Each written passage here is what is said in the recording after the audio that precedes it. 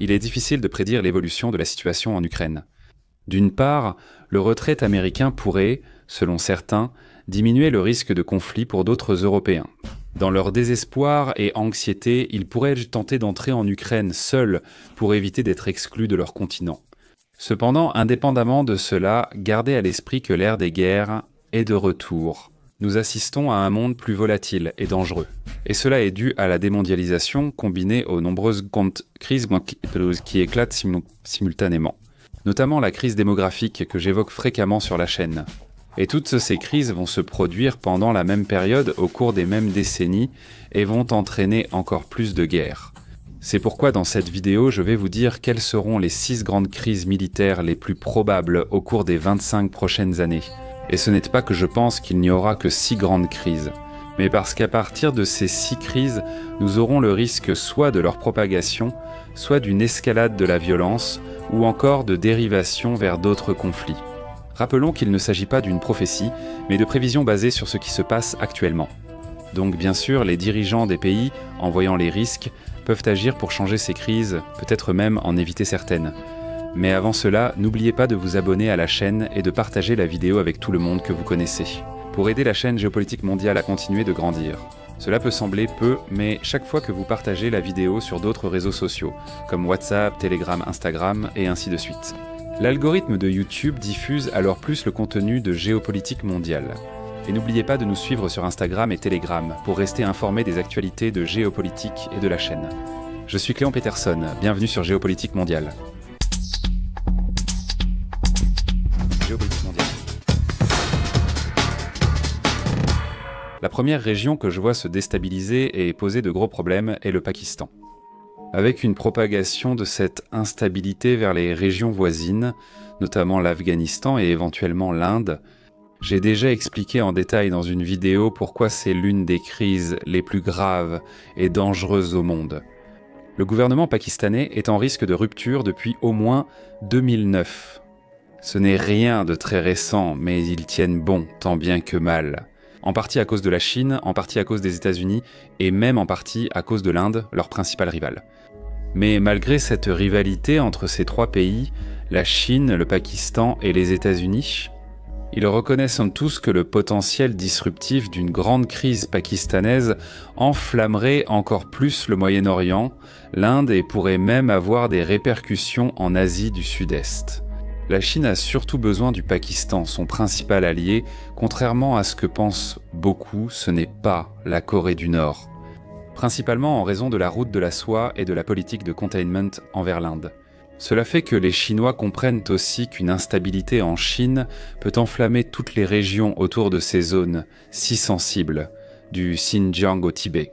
Et l'Inde, malgré les énormes rivalités avec les Pakistanais, a coopéré en investissant dans les infrastructures et en partageant des renseignements sur les groupes insurgés avec le gouvernement pakistanais. Le problème vient du taliban pakistanais, qui est de façon officieuse une branche du célèbre taliban afghan. Ils ne peuvent pas prendre le pays, mais ils peuvent entraîner le gouvernement pakistanais dans un conflit intense.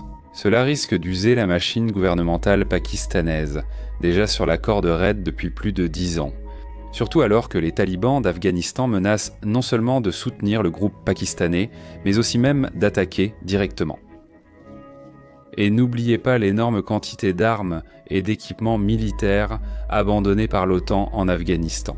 Et tout problème ici qui génère de l'instabilité, surtout au sein du gouvernement afghan, créera des flux de réfugiés à des niveaux colossaux. La Chine peut même contrôler l'accès de ces immigrants à l'intérieur de son pays grâce à la géographie, donc elle aura difficilement beaucoup de problèmes. Mais l'Inde, non. Elle devra absorber cette masse humaine, majoritairement musulmane, à un moment où les tensions religieuses en Inde sont déjà très élevées, ce qui menace également le pays d'instabilité.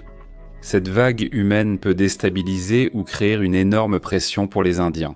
Et que, s'ils ne parviennent pas à résoudre ce problème, ils ressentiront cette instabilité islamique dans leur partie ouest. Et cela touchera également un autre endroit, mais vraiment très compliqué, dans leur partie est, près du Bangladesh, créant un arc d'instabilité. Et il est important de mentionner que tant le Pakistan que l'Inde possèdent des armes nucléaires, ce qui rend cette instabilité encore plus menaçante. Cette instabilité dans la région nord de l'Inde est dangereuse, surtout à l'extrême est du pays. Nous avons la frontière avec le Myanmar, qui a également tout fait pour expulser les Rohingyas, un groupe ethnique local majoritairement musulman, ce qui a causé de nombreux problèmes au Myanmar. Et il faut rappeler que la situation au Myanmar était déjà grave à cause de la guerre civile, et elle s'est encore aggravée maintenant à cause du tremblement de terre. Dieu seul sait quand ils vont se remettre de cela. Donc tout le sud de l'Asie est exposé à un risque énorme si les tensions entre le Pakistan et l'Afghanistan augmentent, ce qui pourrait même s'étendre à une partie de l'Asie du Sud-Est. Et même s'il n'y a pas ce conflit entre le Pakistan et les talibans afghans, gardez à l'esprit que la région est une cocotte minute qui peut exploser à tout moment. Islamabad, la capitale du Pakistan par exemple, est littéralement un endroit infernal. Une ville sans planification urbaine, avec plus d'1 million d'habitants et un taux de chômage extrêmement élevé. Une pénurie d'eau absurde et, en raison de l'excès de béton et de bâtiments sans arbres, un véritable chaudron d'îlots de chaleur. Dans certaines parties de la ville, où la population étant la plus dense, les températures atteignent facilement 50 degrés Celsius, et avec une crise de l'eau. Cela ajouté à des quartiers dominés par des factions criminelles et des extrémistes islamiques, avec une population masculine majoritairement jeune. C'est la recette du désastre. La deuxième région est Sarre-le-Caucase. Tout indique que nous verrons une action plus importante et plus lourde de l'Azerbaïdjan, soutenue par la Turquie, contre l'Arménie. Et il y a des chances que ce conflit devienne bien pire. C'est parce qu'il y a un risque de pression accrue de l'Azerbaïdjan, qui est un État proxy, c'est-à-dire un État intermédiaire, un État client de la Turquie. Sur l'Arménie, cela persiste encore. Et cela a empiré après que les Russes ont abandonné l'Arménie pour éviter des tensions avec les Turcs. L'Arménie abandonnée. Elle est alors allée chercher un autre partenaire pour être son garant, le garant de sa souveraineté. Personne n'a voulu ce rôle, sauf la France qui ne qui ne peut pas faire grand-chose, mais qui s'inquiète de l'influence turque croissante en Méditerranée orientale. Surtout parce que la région se trouve à l'entrée d'une zone extrêmement sensible pour l'Europe en raison du commerce avec l'océan Indien et le Pacifique. Donc l'Arménie est pratiquement seule maintenant, et tôt ou tard, tout indique que les Azerbaïdjanais vont avancer contre eux pour prendre le reste de l'ouest du pays, jusqu'au Haut-Karabakh, ce qui devrait priver le petit pays d'un tiers de son territoire. Cependant, il est très probable, vraiment probable, que si ce conflit éclate après la fin de la guerre en Ukraine, nous verrons les Français et les Russes coopérer avec les Arméniens contre les Turcs et les Azerbaïdjanais. Cela peut sembler improbable, mais comprenez que tout le monde, littéralement tout le monde, est très agacé par les Turcs. Ils provoquent tous les pays qu'ils peuvent, et ils ont réussi l'exploit de s'en sortir indemnes jusqu'à présent. Ils avaient toutes les cartes en main, mais en géopolitique, tout expire un jour. L'addition arrive, cela fait longtemps que je le dis, mais rien ne s'est passé jusque-là. Cependant, elle finira par arriver un jour, il est difficile de dire quand, mais tout indique que ce sera là, sur la question arménienne, dans les 15 à 20 prochaines années. Beaucoup de gens peuvent trouver improbable ce rapprochement entre les Français et les Russes. Après tout, ils sont passés d'une rivalité à être aujourd'hui pratiquement ennemis, se menaçant mutuellement. Mais comprenez que cette relation volatile, avec des pays changeant d'alliance, défaisant des alliances, recréant d'autres alliances depuis changeant à nouveau, a été la norme pendant des siècles, surtout au XIXe siècle. La stabilité actuelle vient du fait que les 20e et 21e siècles jusqu'en 2020 ont connu des alliances plus stables. Mais ce n'est pas vraiment normal. Alors ne soyez pas impressionnés par une éventuelle normalisation des relations franco-russes, car les forces géopolitiques pousseront ces deux acteurs à coopérer. La troisième région est le Mexique et le sud des États-Unis.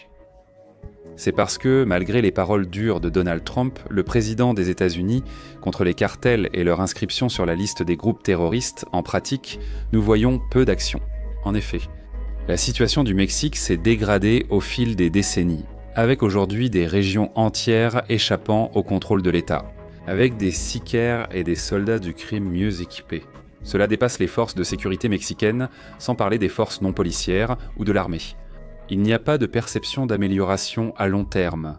Cela signifie que la violence va simplement continuer et que le flux de drogue vers les États-Unis va se poursuivre, probablement même augmenter. Et la raison en est que les États-Unis ne s'attaquent pas à la racine du problème, contrairement à ce que beaucoup de gens disent. Malhonnête, n'est-ce pas ? Ce ne sont pas les Chinois qui inondent les États-Unis. Ce phénomène n'est pas chinois et se produit partout, mais seule l'épidémie touche les États-Unis. De plus, tous les protocoles de sécurité et d'échange d'informations demandés par le gouvernement américain au gouvernement chinois ont été respectés. La véritable raison, aussi désagréable soit-elle, c'est que les États-Unis, pendant des décennies, ont encouragé une culture qui glorifie le crime et incite à la surconsommation de drogue. Ce phénomène s'est renforcé sous Obama et sa politique culturelle, woke. Il est plus simple d'imaginer un ennemi extérieur inexistant que d'affronter les vrais problèmes internes du pays. Sans lutte contre la consommation de drogue ni changement culturel, le trafic s'infiltrera davantage dans la société américaine. Nous connaissons déjà les conséquences, la criminalité augmente. Et en ignorant que le problème de la drogue vient d'eux-mêmes, les Américains délèguent à d'autres la prise de décision concernant leur avenir. C'est-à-dire, lorsque les guerres entre les cartels commenceront à éclater à l'intérieur des États-Unis. Avec des situations où l'on verra des attentats à la bombe, des fusillades, des exécutions publiques et tout ce qui se passe au Mexique, les Américains seront obligés d'agir où ils verront toutes leurs frontières sud commencer à ronger leur intégrité territoriale. C'est impressionnant qu'un pays qui possède une force militaire de ce niveau ait des dizaines de milliers de soldats répartis dans le monde entier, mais pratiquement rien sur sa propre frontière, pourtant si problématique. Eh bien, que voudrait dire exactement faire quelque chose ? En gros, il y a deux options. Lancer des opérations militaires au Mexique, ce qui est très problématique. Ou bien ils devront modifier radicalement leurs lois, violer systématiquement certains droits de l'homme et emprisonner les consommateurs de la même manière qu'ils le font avec les trafiquants. Tant qu'on ne combattra pas la demande, il sera inutile de lutter contre l'offre. Que ce soit la violence déjà grave au Mexique, qu'elle s'aggrave ou qu'elle se propage à l'intérieur des États-Unis. La vérité, c'est que les Américains seront contraints de prendre des décisions drastiques, et plus ils tarderont, plus la situation empirera et plus le degré de radicalité de ces mesures devra augmenter. Donc soit Washington prend une décision radicale, soit les cartels les obligeront à prendre une décision radicale à leur place. La quatrième région est le Brésil, où le problème, similaire à celui des États-Unis, est peut-être même pire. Ici, il ne s'agit pas seulement de l'inaction de l'État contre le crime. Si seulement c'était tout. Ce serait déjà bien si l'État ne faisait rien, car changer quelques autorités donnerait un résultat positif. Mais non. Au Brésil, en plus de l'État, de nombreux territoires échappent de plus en plus au contrôle. Nous avons l'État lui-même qui encourage la criminalité au Brésil, des figures d'autorité du gouvernement dans les trois pouvoirs protégeant ouvertement le crime. La situation à Rio de Janeiro ne fera qu'empirer jusqu'au point où la ville ne sera probablement gouvernable que dans sa partie de la zone sud. Et avec d'autres villes côtières autour de Rio de Janeiro qui échappent également au contrôle formel de l'État, le nord et le nord-est suivent le même chemin. Le nord brésilien a toujours été un défi pour les gouvernants centraux, mais à mesure que la crise démographique, la démondialisation et les crises économiques s'aggraveront, la région deviendra ingouvernable. Dans le nord-est, le Ceará et la Bahia connaissent déjà des situations très graves, comparables ou pires que Rio de Janeiro. Aussi incroyable que cela paraisse, personne ne fait rien pour résoudre la criminalité au Brésil. Tu vas me dire que la situation va empirer. Et cela va intensifier un effet qui est déjà en cours, à savoir l'augmentation de la migration causée par la violence. L'intérieur de São Paulo, le Paraná et Santa Catarina vont voir de plus en plus l'arrivée d'immigrants venant des régions nord et nord-est, principalement de la région métropolitaine de São Paulo et de Rio de Janeiro. São Paulo est moins attrayante, bien qu'elle le reste relativement, mais elle enverra également son excédent de population vers ces régions, autant à cause de la violence que du coût élevé de la vie dans la ville. Et avec cela, ils partent soit vers l'intérieur de l'État, soit vers le Paraná, surtout le nord du Paraná, et vers Santa Catarina. Et souvenez-vous, la région de São Paulo est un monstre démographique. N'importe quelle petite oscillation démographique pour cette ville suffit à défigurer des régions entières. Si 1% des habitants de la grande São Paulo quittent la ville, cela suffit déjà à créer une nouvelle ville dans l'intérieur du Paraná, ou à surcharger la plupart des villes de l'intérieur de São Paulo ou de Santa Catarina. Et les premiers problèmes seront l'augmentation énorme du coût de la vie, surtout du prix de l'immobilier. Ensuite, mais surtout à Santa Catarina et dans le nord du Paraná, la pénurie de eau. Ces régions ne sont tout simplement pas en mesure d'accueillir beaucoup plus de monde. En considérant que les maires et conseillers municipaux de villes comme Londrina, Maringá, Campo Mourão, Criciúma, Blumenau, Laje, etc. Cédant à l'énorme pression des entreprises de construction pour agrandir la taille des villes, nous verrons de plus en plus ces régions souffrir de pénurie d'eau. Maringá risque de voir son niveau de vie baisser si elle continue à croître au rythme observé entre 2010 et 2022, malgré sa publicité comme meilleure ville du Brésil. Une croissance aussi rapide entraîne forcément de forts impacts sociaux et sur le niveau de vie. Alors nous verrons la criminalité augmenter dans tout le pays dans les prochaines années et par conséquent, plus de pauvreté causée par la criminalité, ce qui va à son tour alimenter la criminalité elle-même. Cela n'arrivera que si rien n'est fait, ce n'est pas une prophétie. Pour être clair, je ne parle pas encore de guerre civile, de séparatisme ou autre chose similaire, mais d'une crise qui aurait davantage l'apparence d'une désintégration institutionnelle et sociale interne que d'une guerre traditionnelle. Cela n'atténue pas la gravité du scénario. En réalité, cela peut être plus préoccupant, car ce sera plus durable, invisible et lié aux forces institutionnelles, et par conséquent plus difficile à combattre. La 5e région, et c'est l'Afrique, bien que pas toutes, mais presque toutes. Et je dis bien presque toutes, depuis le nord de l'Afrique jusqu'à la pointe sud du continent africain. Et les raisons sont multiples. Nous parlons de pénurie d'eau qui va frapper durement la Libye, l'Égypte, la Tunisie, le Soudan du Sud, et ainsi de suite. Nous évoquons aussi les guerres religieuses en Afrique subsaharienne, Nigeria, Togo, Bénin, Ghana, Cameroun et Congo. Crises alimentaires, également en Afrique subsaharienne. Coups d'État et guerres ethniques ou raciales dans plusieurs de ces pays. Mais en se démarquant dans ce contexte, l'Afrique du Sud, où tout porte à croire que tôt ou tard, la saison de chasse aux Sud-Africains blancs sera ouverte. Il est possible qu'ils réagissent à un tutoir qu'il obtienne même le soutien international de quelques rares pays. Je ne doute pas que ce soit des Russes, des Israéliens et même des Américains. Mais l'ensemble du scénario africain est très vulnérable. La crise démographique mondiale et la démondialisation vont frapper le continent africain. Beaucoup. Le continent a toujours été plutôt hostile aux grands groupes humains. Mais à partir de la seconde moitié du XXe siècle, à mesure qu'ils s'intégraient davantage à la chaîne d'approvisionnement mondiale, ils ont commencé à pouvoir changer cela. C'est encore un continent très pauvre, mais cette pauvreté est bien moindre qu'elle ne l'était dans le passé. Même avec toutes les difficultés qu'ils ont aujourd'hui, qui, oui, sont énormes, elles restent tout de même moindres qu'avant la mondialisation. Alors, avec la rupture de cette interconnectivité, la plupart des pays africains n'auront pas les moyens de gérer leur propre population. Cela provoquera d'importantes vagues migratoires, aggravant les crises déjà citées. Seuls quelques pays, comme l'Éthiopie ou peut-être l'Angola, auraient en plus de chance. Mais tout le continent va avoir des problèmes colossaux. Cette hausse absurde du prix du chocolat récemment est liée à la crise hydrique et à une peste qui touche la production de cacao. C'est un signe de ce qui arrive. Bientôt, cela touchera aussi les autres sources alimentaires et vous rendra encore plus dépendant de l'approvisionnement extérieur. En période de déglobalisation, la 6e et dernière n'est guère surprenante, c'est la Syrie avec le risque d'extension du conflit à l'Irak.